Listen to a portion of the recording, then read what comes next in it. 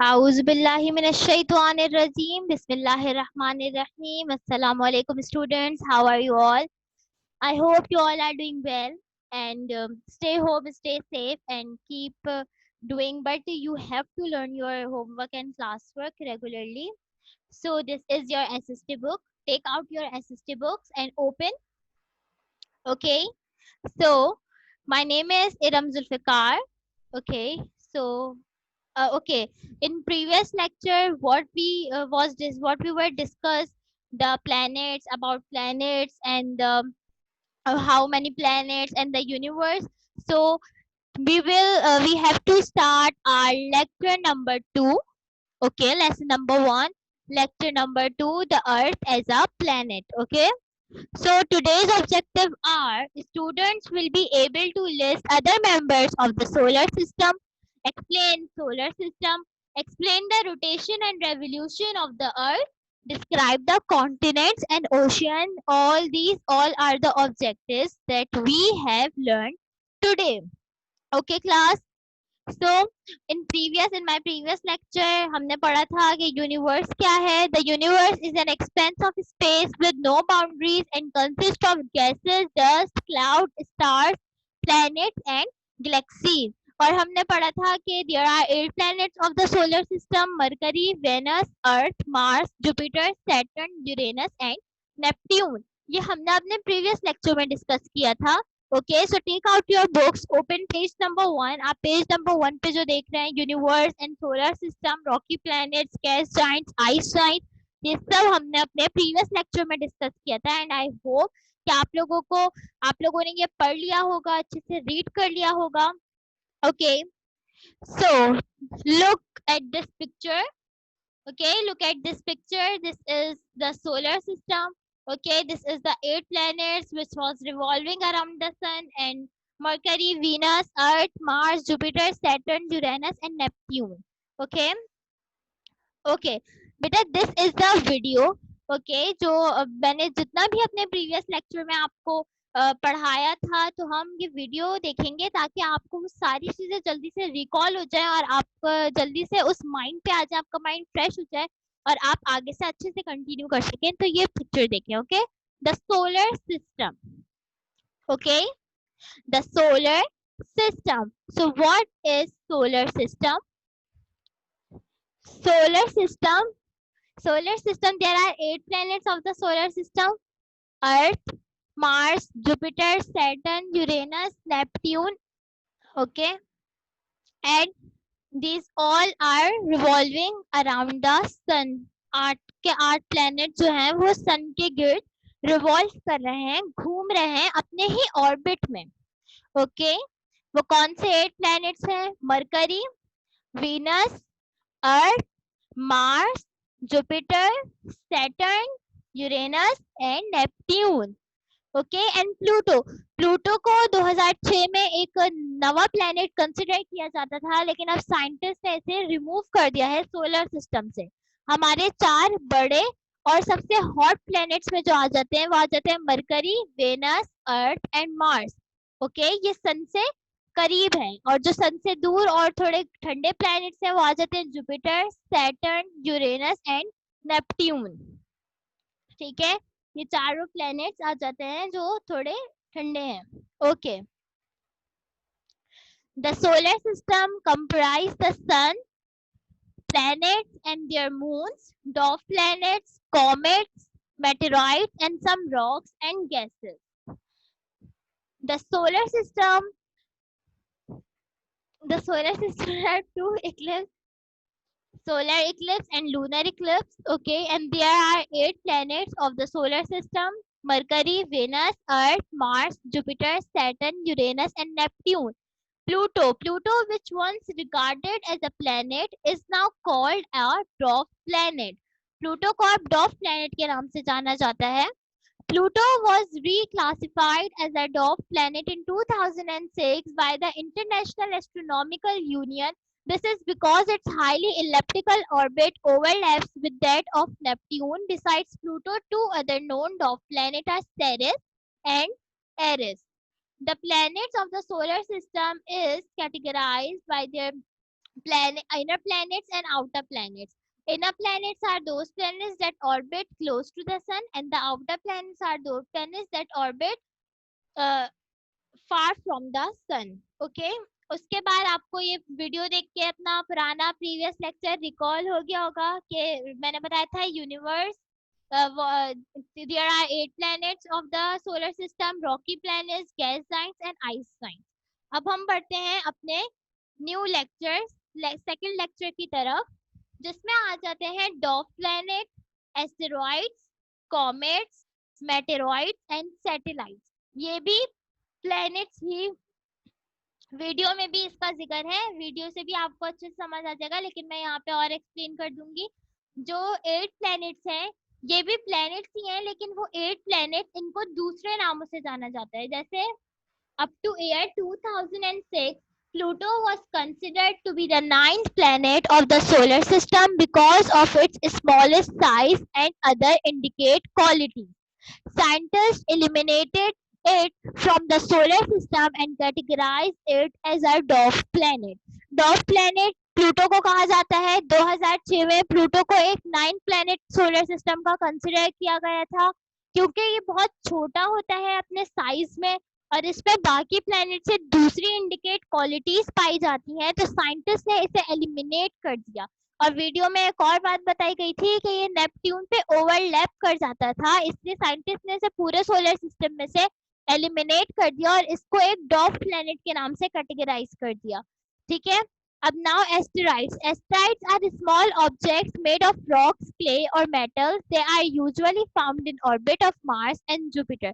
Asteroids उन छोटे objects को कहा जाता है जो रॉक, क्ले और मेटल से बने होते हैं और ये मार्स और जुपिटर के ऑर्बिट में पाए जाते हैं। Comets are icy rocks made of frozen gases and dust. They exist beyond Neptune. Comets जो है वो आइसी रॉक्स और फ्रोजन गैसेस और डस्ट से बने होते हैं और ये नेपट्यून के बियॉन्ड एग्जिस्ट करते हैं, नेपट्यून से बहुत दूर बियॉन्ड जो है ये पाए जाते हैं। Meteoroids. Meteorites are usually formed when asteroids collide and break into pieces. These pieces of rocks are called meteoroids or space rocks. When meteoroids enters the Earth atmosphere, they heat up and glow. Meteoroids उन छोटे छोटे space उनको कहा जाता है जब asteroid मैंने बताया जो कि रॉक और क्ले और मेटल से बने होते हैं, जब ये कोलाइड करते हैं आपस में और जब ये टूट जाते हैं छोटे पीसेस में, तो उन्हें हम मेटेरॉइड्स कहते हैं और उन्हें स्पेस रॉक भी कहा जाता है। जब मेटेरॉइड अर्थ के एटमॉस्फेयर में एंटर हो जाता है तो उसे हीट मिलने की वजह से जब वो हीट अप होता है तो वो जो छोटे रॉक्स के पीसेस होते हैं वो ग्लो करने लग जाते हैं। Satellites. Satellites, objects that move around a larger body in space, are called satellites.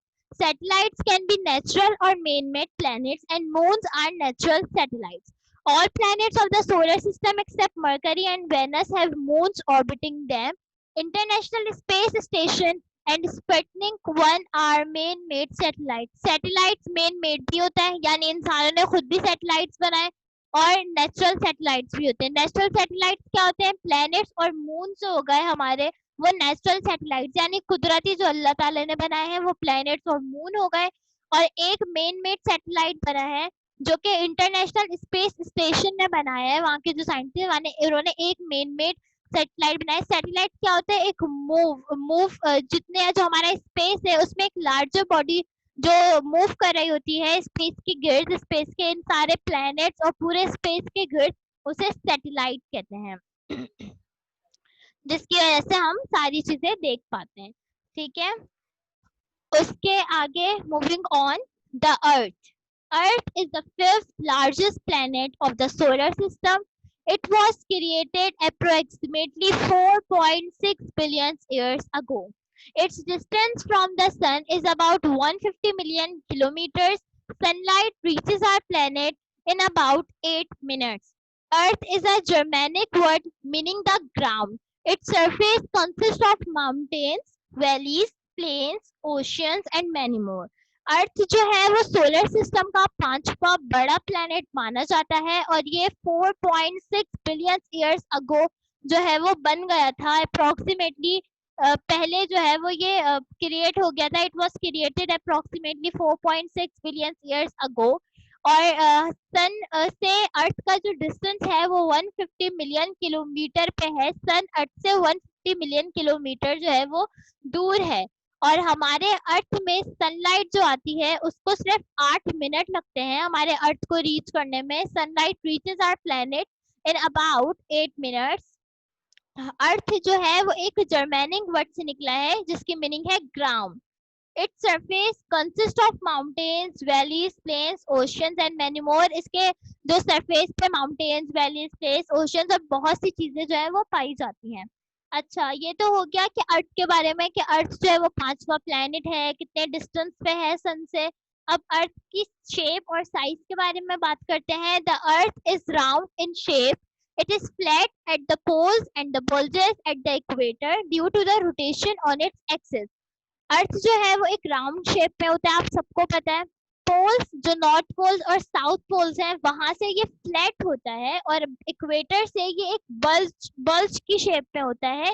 Rotation of the axis, अपनी रोटेशन की वजह से, due to rotation on the axis, जो भी ये रोटेट कर रहा होता है तो नॉर्थ और साउथ से ये फ्लैट होता है, और इक्वेटर से, जो ये इक्वेटर आ रहा है इससे ये बल्ज शेप में होता है। The axis is an imaginary line that passes through the north and south poles of the earth which it spins. ये जो आप एक इमेजिनरी लाइन जो नॉर्थ और साउथ पोल से जो आप देख रहे हैं इसे हम स्पिन कहते हैं, जो इसके गिर्द है, जो इसके अराउंड में है। The earth remains tilted towards the sun at an angle of 23.44 degree in the same direction.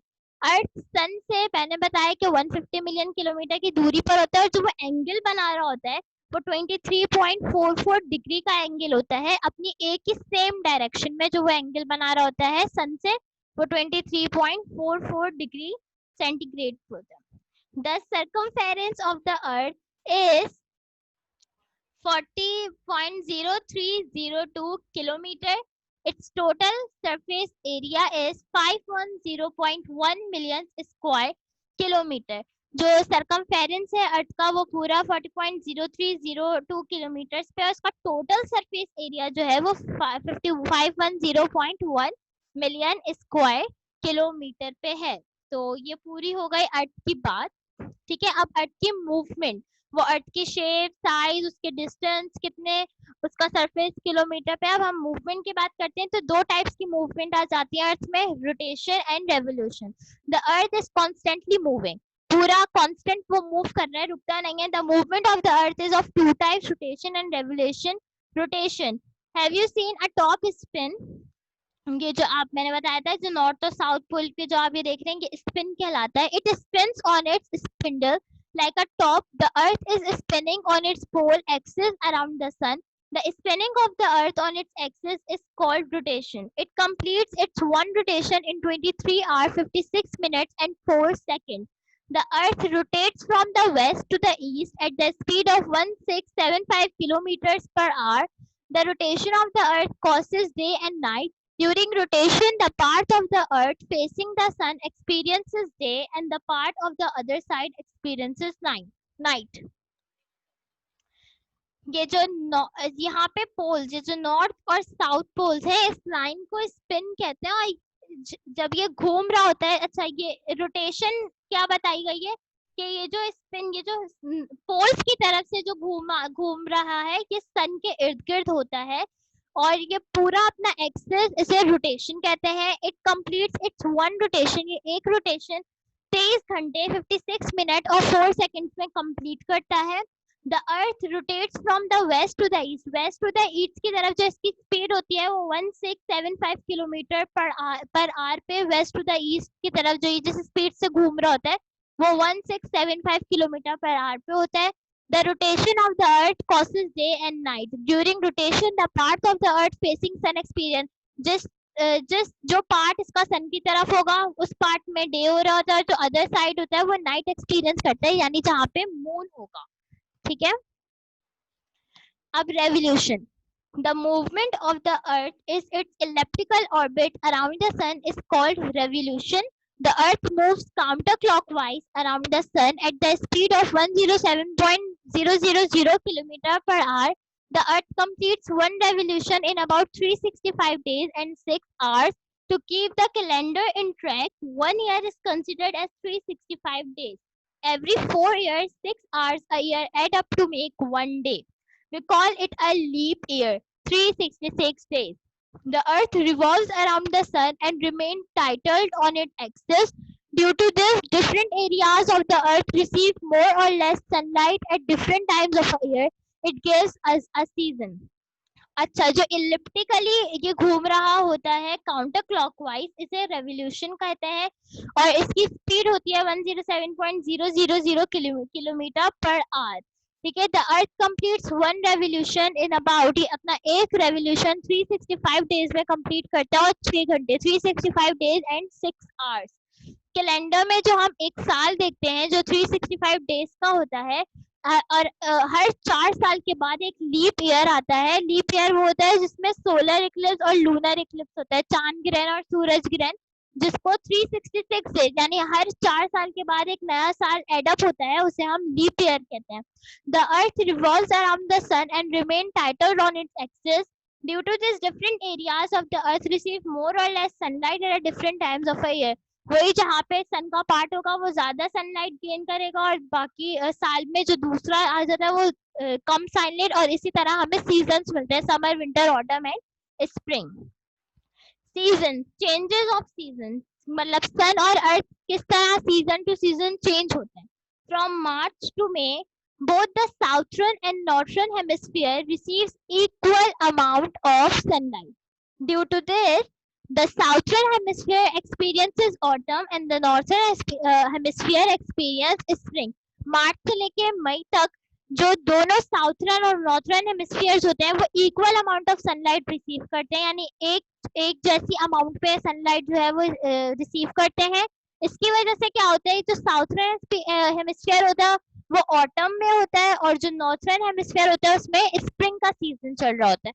इसी तरह से from December to February the southern hemisphere faces the sun directly while the northern hemisphere is away from the sun. दिसंबर से फरवरी में जो southern hemisphere होता है हमारे अर्थ का वो डायरेक्ट सन की तरफ होता है और जो नॉर्थर्न हेमिस्फीयर होता है वो सन से अवे होता है, सन से दूर होता है. Due to this the southern hemisphere experiences summer and the northern hemisphere experiences winter. इसकी वजह से क्या होता है, जो डायरेक्ट सनलाइट जो है साउथर्न हेमिस्फीयर पे पड़ रही होती है उसमें समर का सीजन होता है और जो नॉर्थर्न हेमिस्फीयर जो सन से बहुत दूर होता है वहाँ विंटर का सीजन होता है.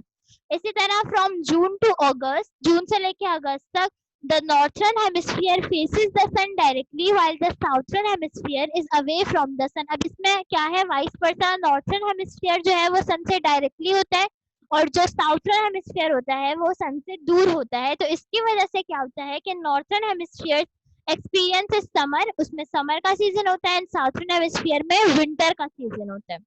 From September to November both the southern and northern hemispheres receive equal amount of sunlight. Due to this, southern hemisphere experiences spring and the northern hemisphere experiences autumn. सितंबर से लेके नवंबर तक दोनों हेमिस्फीयर इक्वल अमाउंट में sunlight receive करते हैं, जिसकी वजह से एक साउथर्न हेमिस्फीयर में स्प्रिंग का सीजन होता है और नॉर्थर्न में ऑटम का जो है वो सीजन होता है. मार्च से लेके मई और अगर सितंबर से दिसंबर में देखें तो ये दोनों एक दूसरे से वाइस वर्सा हैं, और अगर दिसंबर से फरवरी और जून टू अगस्त देखें तो ये दोनों एक दूसरे से वाइस वर्सा हैं. ठीक है. उसके बाद equinox. Equi means equal and nox means night. The term equinox refers the 2 dates every year when day and night are of equal length. These are 21st March and 23rd September. अच्छा, क्या बताया, equi क्या meaning होती है equal and Knox की meaning होती है night. जो टर्म है इक्विनॉक्स, इसके 2 डेट्स को इसमें रिफर किया जाता है, 21 मार्च और 23 सितंबर, जब हर साल दिन और रात इक्वल लेंथ होती है, यानी दिन जितना होता है उतनी ही रात होती है. क्या होता है, दिन जितनी लेंथ पे होगा उतनी ही नाइट, यानी दोनों बराबर होते हैं. इसी तरह सोलिस्टिक. Solstice refers to 2 occasions of the year. On 21st June, The northern hemisphere experiences the longest day and the shortest night of the year. On 22 December, the northern hemisphere experiences the shortest day and the longest night of the year. तो solstice में क्या होता है, ये दो occasions आते हैं. एक 21 जून, तब नॉर्थर्न हेमिस्फीयर में एक बहुत लंबा दिन हम गुजारते हैं, लेकिन रात उसकी छोटी होती है पूरे साल. और उसी ईयर के 22 दिसंबर में नॉर्थर्न हेमिस्फीयर्स में दिन बड़ा छोटा होता है और रात लंबी होती है.